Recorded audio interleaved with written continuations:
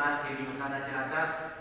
Semoga kabar baik dan sukacita, tetap semangat memuji Tuhan sekalipun kita harus beribadah di rumah kita masing-masing. Tuhan memberkati. Firman Tuhan yang menjadi renungan kita pada saat ini sesuai dengan Almanak Gereja Metodis terambil dari Matius 26 ayat 14 sampai dengan ayat yang ke-27. Saya akan bacakan ayat 14 sampai 16 saja. Begini firman Tuhan. Kemudian pergilah seorang dari ke-12 murid itu yang bernama Yudas Iskariot kepada imam-imam kepala. Ia berkata, "Apa yang hendak kamu berikan kepadaku supaya aku menyerahkan dia kepada kamu?" Mereka membayar 30 uang perak kepadanya, dan mulai saat itu ia mencari kesempatan yang baik untuk menyerahkan Yesus. Sedemikian jauh kita telah membaca firman Tuhan, dan tema firman Tuhan yang kita renungkan pada saat ini sedemikian temanya, entah apa yang merasukimu hingga kau tega berkhianat. Kalau dikatakan pengkhianat, nama-nama siapa yang muncul dalam pikiran kita? Tentu mantan yang pernah putusin kita, teman yang pernah mengkhianati kita, dan juga adalah Yudas Iskariot. Nyanyian tren zaman now yang berbunyi demikian, entah apa yang merasukimu, cocoklah ini ditujukan kepada Yudas Iskariot. Dan bagi mereka yang selalu membenarkan diri, yang merasa tidak pernah berkhianat, cocoklah pada saat ini lagu yang juga tren dalam masyarakat, dan pengkhianat tahu somon mantan nih. Oke, itulah itu. Yang menjadi pertanyaan sekarang, siapakah pengkhianat itu? Siapakah traitor itu? Pengkhianat itu tidak jauh dari kita. Dia bisa dekat dengan kita, yang kita kenal, teman kita, sekerja kita, mungkin sering ngobrol, mengarumpi dengan kita, menggosip dengan kita, minum kopi dan bahkan makan bersama kita. Itu namanya pengkhianat. Kalau jauh dari kita, di luar kita, itu adalah musuh. Karena itu, jangan merasa aneh, heran, terkecoh, dan bertanya-tanya mengapa dia tidak melakukan itu. Tak kuduga dan tak kusangka dia berbuat begitu. Pertanyaan penting yang kita jawab pada saat itu, mengapa terjadi pengkhianatan itu? Apa motif pengkhianatan itu? Bapak Ibu yang dikasihi Tuhan, pengkhianatan itu tidak lebih dan tidak kurang, motifnya adalah uang. Apa? Uang. Ayat 15 berkata, Yesus berkata, "Apa yang hendak engkau berikan kepadaku supaya dia kuserahkan kepadamu?"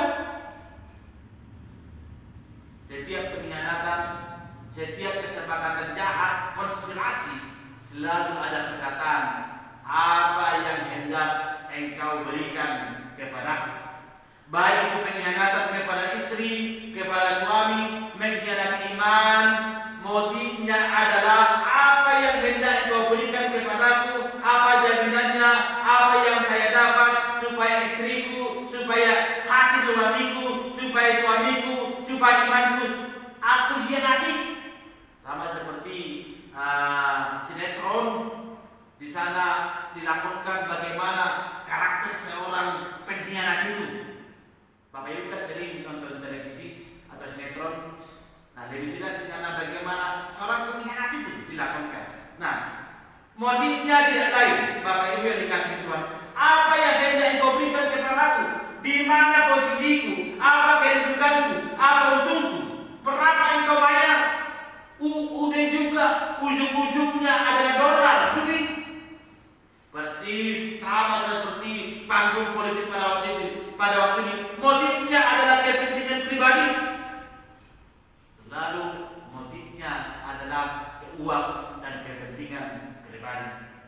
Jadi saya melihat atau miris hati saya melihat pemilihan kepala daerah atau pemilihan apapun namanya itu pada waktu tahun-tahun yang lalu lah. Hanya dikasih 300.000 sampai 1 juta, dia rela mengkhianati imannya, mengkhianati kebenaran, dan mengkhianati hati nuraninya. Mudah-mudahan ketika mereka mendengar ini, dia langsung menelepon saya. Dia mengatakan, "Engkau telah menyinggung perasaanku." Tak apa-apa. Di sambungan 15b, mereka membayar uang, mereka membayar 30 uang perak. Jelas UUD-nya, ujung-ujung membayar 30 uang perak. Jemaat yang dikasih Tuhan, pada perjanjian lama, zaman perjanjian lama, kalau seorang tuan mau membeli seorang budak, dia harus membayar 30 uang perak, senilai dengan 1 juta kurang lebih lah zaman now. Jadi harga kos seorang pengkhianat traitor itu tidak lebih dari harga seorang budak. Ingatlah, berapapun engkau dibayar untuk menjadi pengkhianat, hargamu adalah hanya senilai budak. Dalam bahasa Bataknya, hatoban. Jadi bertobatlah orang-orang yang sering mengkhianati imannya, orang-orang yang sering mengkhianati hati nuraninya hanya untuk jabatan, hanya untuk uang, hanya untuk sesuatu. Dia rela mengkhianati orang tuanya, suaminya, istrinya, gurunya yang pernah mendidiknya, mengajarinya, membesarkannya. Nanti akan melakukan pemilihan kepala daerah mungkin tahun depan. Kalau Bapak Ibu masih mengatakan, oh ini membela-bela seseorang, ini berbuat baik, ini melakukan sesuatu yang besar, tapi dia tidak berbuat apa-apa, Bapak Ibu sedang pengkhianat. Kalau Bapak Ibu mengatakan pemerintah tidak ada berbuat apa untuk menanggulangi virus corona pada saat ini, Anda sedang berkhianat. Kalau Bapak Ibu mengkorupsikan dana virus corona pada saat ini, Anda sedang berkhianat. Hanya Bapak Ibu berkhianat bukan hanya kepada Indonesia, tapi ke seluruh dunia. Dan pasal yang dikatakan pemerintah pada saat ini, siapa yang mengkorupsikan dana virus corona akan dihukum mati. Pas itu harga mati. Nah, Bapak Ibu yang dikasih Tuhan, karena itu dalam situasi dan kondisi apapun, dalam kepentingan apapun, jangan pernah hianati imanmu, kepercayaanmu, hati nuranimu, Tuhanmu. Memang realita pada saat ini bukan main-main, berat, harus jujur kita mengakuinya. Itu memang fakta. Betapa susahnya hidup ini, susah mencari uang, cari sesuatu untuk dimakan, harga melambung, dan susah mendapatkan sesuatu. Namun demikian, jangan pernah hianati imanmu, jangan pernah hianati Tuhanmu. Amin. Nah, Bapak Ibu yang dikasih Tuhan, seorang pengkhianat itu tidak pernah mengakui apa yang diperbuatnya. Dia pasti selalu membela diri, berusaha supaya tidak ketahuan, selalu mengalihkan kesalahan dan tanggung jawab kepada orang lain. Kalau dia mengakui perbuatannya, itu namanya orang jujur. Nah, apa yang terjadi ketika Yesus mengajak murid-muridnya untuk makan bersama? Dalam ayat 21 sampai 22 dikatakan, dan ketika mereka sedang makan malam, dan ketika mereka sedang makan, ia berkata, aku berkata kepadamu, sesungguhnya seorang di antara kamu akan menyerahkan aku. Dan dengan hati yang sedih, berkatalah mereka seorang demi seorang kepadanya, bukan aku, ya Tuhan. Nah, ketika Yesus mengatakan bahwa di antara kamu akan menyerahkan, ada seorang dari antara kamu menyerahkan aku, apa reaksi murid-murid? Yang mereka lakukan bukan introspeksi diri, tetapi yang mereka lakukan adalah selalu membentengi diri masing-masing, mengalihkan tanggung jawab dari kesalahan kepada orang lain dengan mengatakan, bukan aku ya Tuhan.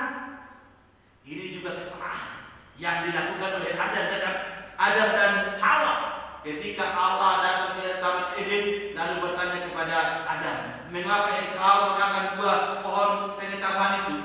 Lalu dia mengatakan, bukan aku ya Tuhan, tapi perempuan itu. Ketika ditanya perempuan itu, kenapa engkau memakan buah pengetahuan itu? Lalu perempuan itu mengatakan, bukan aku ya Tuhan, tapi ular itu. Selalu mengalihkan tanggung jawab dari kesalahan kepada orang lain. Itu manusia. Sifat buruk, karakter manusia, selalu mengalihkan kesalahan kepada orang lain. Ini namanya menutupi dosa. Dan ingatlah, dosa yang dicoba ditutupi justru akan melahirkan dosa yang baru, karena dosa hanya dapat ditutupi dengan dosa. Contohnya kalau kita berbohong, untuk menutupinya harus berbohong lagi.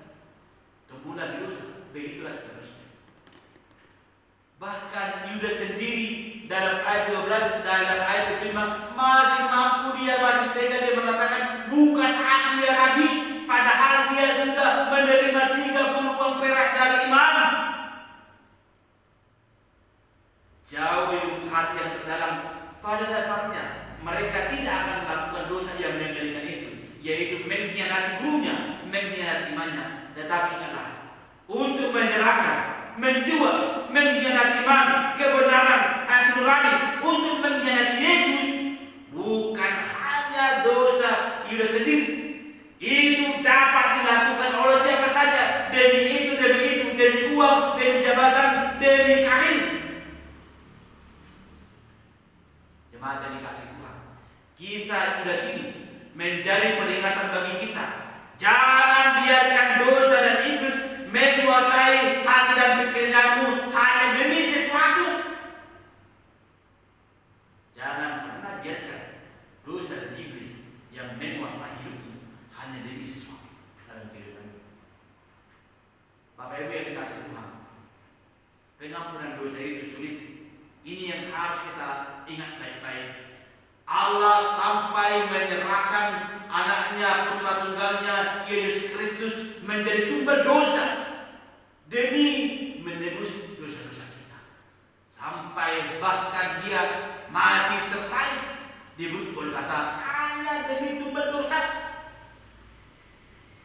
Ingatlah, dosa kita baru diampuni kalau kita dengan sungguh-sungguh, kalau kita dengan sepenuh hati mengatakan, aku yang berdosa, aku yang bersalah. Selama kita masih menutupi, menyembunyikan dosa, pengampunan dosa itu akan tertutup bagi kita. Ini yang harus kita lakukan. Sama seperti anak yang hilang tadi. Dalam Lukas 15 ayat 8, dia berkata, aku telah bersalah terhadap surga dan terhadap Bapa. Aku tidak layak lagi disebut anak. Jadikanlah aku menjadi seorang upahan Bapa dalam pekerjaan itu. Bapak Ibu yang dikasihi Tuhan, ini yang akan membuka pintu pengampunan dosa. Amin. Kita berdoa.